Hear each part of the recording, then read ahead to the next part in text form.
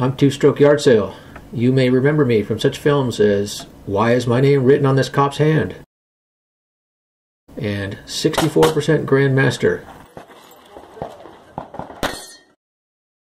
In this video, I will review the Canik Rival-S steel frame pistol for use in USPSA competition. I will review it only from the perspective of competing in production and carry optics divisions of USPSA. I will also compare it to the original polymer Canik Rival, which I shot in carry optics for almost a year. I'm a longtime USPSA competitor with Master and Grandmaster classifications and Range Officer certification. I'm not a sponsored shill, and I paid full retail for my Rival-S. I'm not going to do an unboxing or talk about all the accessories included with the Rival-S. You can watch other reviewers wave their hands in front of a table. I do want to mention the cartoonishly oversized case that doesn't stand upright and doesn't open 180 degrees. What I'm going to do is talk about my experience shooting the steel Rival in USPSA matches and practice, and include video.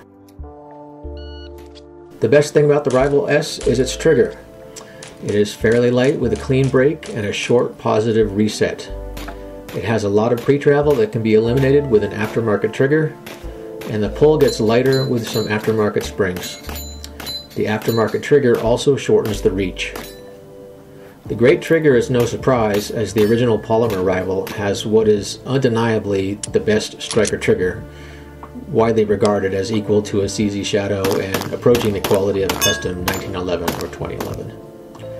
The trigger bar, spring, and trigger itself are compatible between the polymer and steel frames. The related firing pin spring and safety plunger spring in the slide are also compatible between the models. The steel frame is cast, not forged. It is a close copy of the polymer frame, almost as if they came from the same mold. The frame has thumb indents for a FUD grip and no texturing up high where competition shooters place their thumbs. Instead, you get a message to read the effing manual. The frame is undercut at the junction of the grip and trigger guard, and then again on the bottom of the trigger guard. A modern high thumb grip does not interfere with the ambidextrous slide release slide lock lever. There is nothing ergonomically unsound or distracting about the Rival-S except for its lack of texture and traction. My polymer Rival always had a little bit of movement in my hands, perhaps because I used a small backstrap and I could not build a solid support hand grip. The steel Rival has no such issue. It does not shift in my hands. This is probably due to the extra weight in the medium grip panel, letting me get more support hand on it. At first glance, somebody at Canik got carried away with a CNC machine and went too far with a slide. But the cuts are all functional. The forward serrations are needed to reach over an optic. The windows and other lightning cuts reduce the mass of the long slide, so it cycles 9mm without feeling slow. As for the ribbed barrel, I have no idea, but it certainly shoots well. It also feeds an assortment of ammunition and does not suffer from a short chamber like certain other production competition pistols. Steel Rival uses the same optic plates on the slide as the polymer Rival. It includes optic plates to fit most competition-oriented electronic sights. For you production shooters, the iron sight plate has the same serrated black blade. The front sight is the same red fiber optic insert. There must be some dimensional differences between the slides because my chrome Rival-S snagged on the front left serrations when drawing from my Red Hill tactical holster. Maybe it's the thickness of the chrome plating, or maybe it's just a sharper milling cut. The recoil spring is captured and too stiff for 130 power factor hand-loaded ammunition. Aftermarket guide rods and lighter springs are available, compatible with the polymer Rival. For some strange reason, I found this steel Rival's slide cycling action to feel sluggish compared to the polymer Rival. I used the same guide rod and spring and tested the same ammunition. The steel frame felt softer, as expected, but I could feel its slide operating slowly. This was with 147 grain bullets loaded to 129-130 power factor. When I bumped up the powder charge minimally, the sluggish feel disappeared and it felt like a proper cycling 9mm. This gun might feel best with 135 grain bullets or even 124 grain if you prefer a more snappy feel. But 147 grain feel freakishly soft. For sure, the weight of the steel frame makes firing shots feel softer than the polymer Rival. The Rival-S has a satisfyingly smooth and substantial feel when you cycle it by hand, a feel you don't get when cycling the plastic Rival. I know that means nothing in the world of points divided by time, but some people dig that kind of mechanical satisfaction. The long barrel and slide are overkill for 9mm, but the lightning cuts help keep it from being too nose heavy. I think the steel frame Rival-S is better balanced than the polymer frame Rival. I had one malfunction with the Rival-S within the first 50 rounds fired.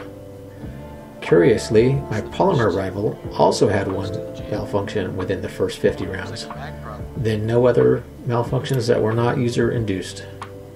So I guess Rivals need only 50 rounds of break-in. The Rival-S is like the original Rival in that it needs little lubrication and cleaning. The chrome finish cleans up more easily. The Rival-S uses clamshell grip panels with 3 sizes included. The texture does not offer enough traction for me, so I've added traction tape. The front strap of the frame is checkered and I don't have an issue with it. Of course, the polymer and steel frame Rivals are not compatible with back straps and grip panels. The magazine release uses the same 3 extensions as the polymer Rival. You can use the magazine release bare or add an extension to suit your ergonomic preferences, which will likely change as you change the grip panel.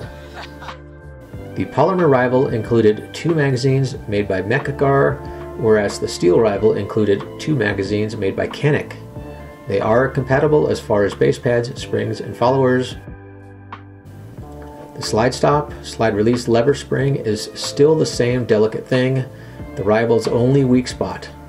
It's a glorified bent paperclip that is prone to bending when cleaning. When bent out of spec, it does not impart enough downward force on the lever, and the slide may lock open prematurely. The steel frame Rival has some curious differences from the polymer frame gun. And there are even differences in the early production run of the steel frame. The top ends are not compatible. The barrels are not compatible, with different lug dimensions. The locking blocks and barrel locks in the frames are also different. In front of the locking block is a plastic insert that is retained by screws on either side of the frame. These screws are the reason for the checkered pads on the dust cover where no reasonable size fingers can touch them.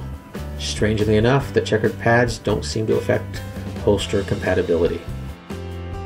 I am lamenting the incompatibilities between the original Rival and the Rival-S because I wanted to keep my polymer gun for spares.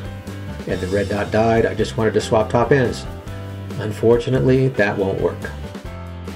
Accuracy seems to be the same between polymer and steel Rivals. Excellent. Fully modified for Carry Optics, weighted with extra tungsten, my Rival-S weighs 49.4 ounces. For comparison, my modified polymer Rival weighs 37.4 ounces. I have no issue transitioning the heavier gun. I think heavier guns stop on target better. When I shoot light guns like stock Glocks, I am more likely to transition past the A-zones of targets. In summary, the Rival-S is the same gun with more weight, which makes it feel softer and move differently. In addition to the weight, there are minor ergonomic differences. Is the steel Rival worth the price premium over the plastic Rival? Yes, if you are moving to the Canik platform from another gun, or you are just starting out in USPSA. Is it worth switching from your plastic Rival to the steel Rival? That's harder to answer. Even though it feels better, it hasn't made me shoot better, at least not in the 2 matches I've managed to shoot with it so far. The huge weight difference does not translate to a difference in speed and accuracy. If they let me design the next iteration of the Rival-S, the frame would have a high thumb shelf and better traction everywhere your hands contact the gun. The frame underneath the grip panel would be less skeletonized. The dust cover would not have rail cuts. It would have a 4.5 inch or 4 3/4 inch heavy or bull barrel with a relatively shorter slide with few or no lightning cuts. The slide lock would be optional and would have a stiffer spring that is out of harm's way. And of course it would have the trigger, spring, and other modifications detailed in my Canik Rival upgrades video, which you can find here on my channel. Canik, give me a call. I'll work for primers. I went all in on the steel Rival as soon as I figured out the sluggish cycling. I sold my polymer Rival and now I'm fully committed to Turkish heavy metal. Every time I take it out of the safe and dry fire it, I'm impressed by the quality of its trigger. Every time I pull the Rival trigger after pulling the trigger of a Glock, I'm flabbergasted. I predict the Rival-S will become the most popular pistol in USPSA Carry Optics within a year. It has all the upsides of a CZ Shadow 2 with none of the downsides. The value per dollar is less than the polymer Rival, but the initial outlay for the pistol is just a small part of the annual budget of an average shooter. Even at a price approaching $1,000, the Rival-S is a value in comparison to other pistols in the production competition space. Thanks for watching. Now go out and crush the competition.